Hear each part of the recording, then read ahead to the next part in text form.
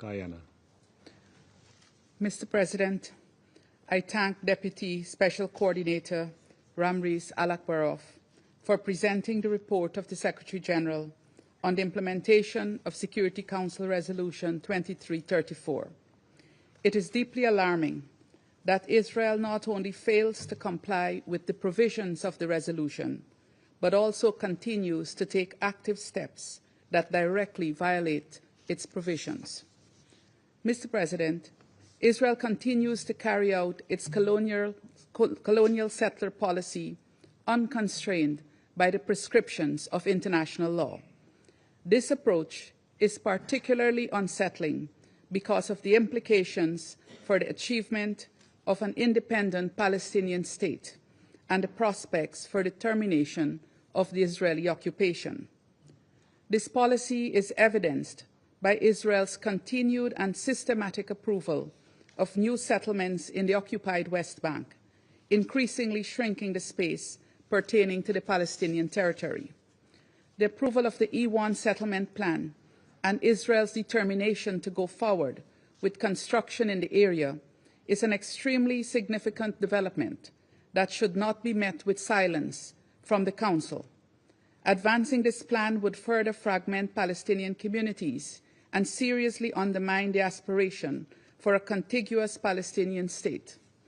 Israel itself has declared that the Palestinian state is being, and I quote, erased not by slogans but by deeds, end quote.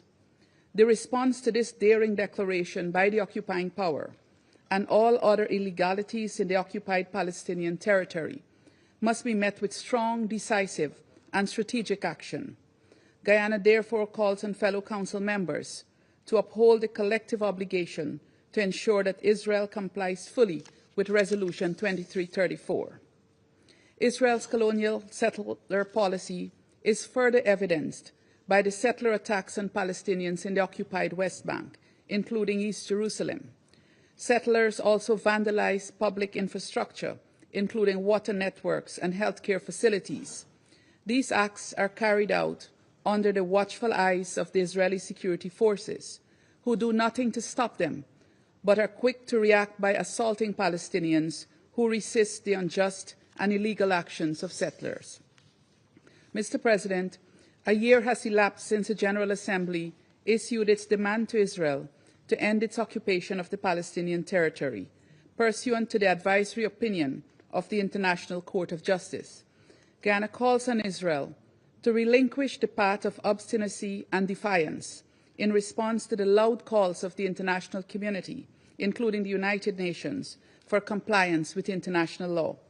We further call on Israel to cease all settlement activities and annexation plans, both for the occupied West Bank, including East Jerusalem, and for the Gaza Strip.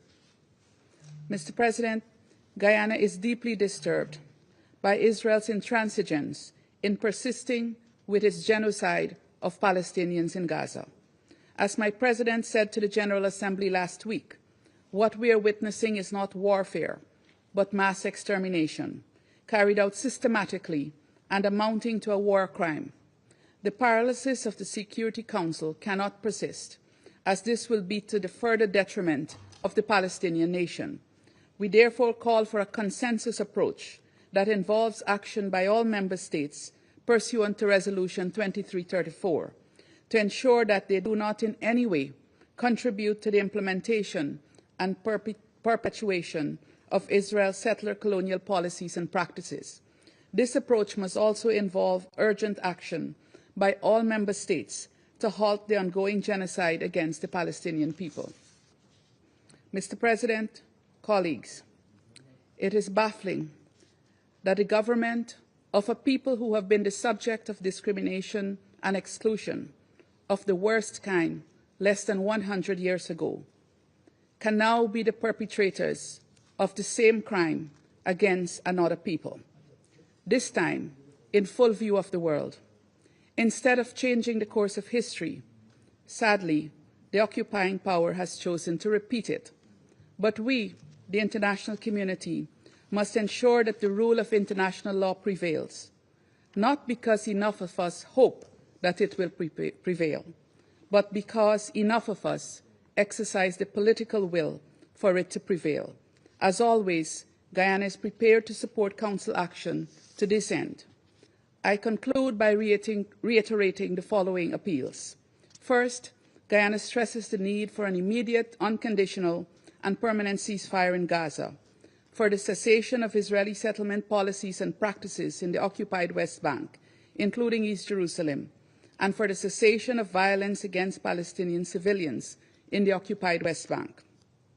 Second, Guyana urges that steps be taken to rapidly improve the humanitarian situation in Gaza.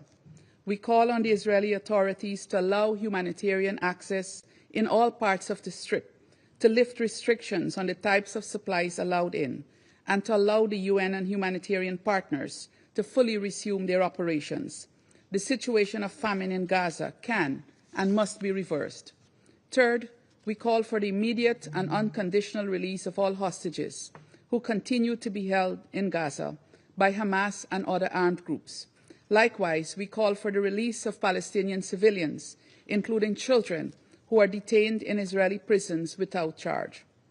Mr. President, Guyana remains unwavering in its support to the Palestinian cause and the implementation of the two-state solution.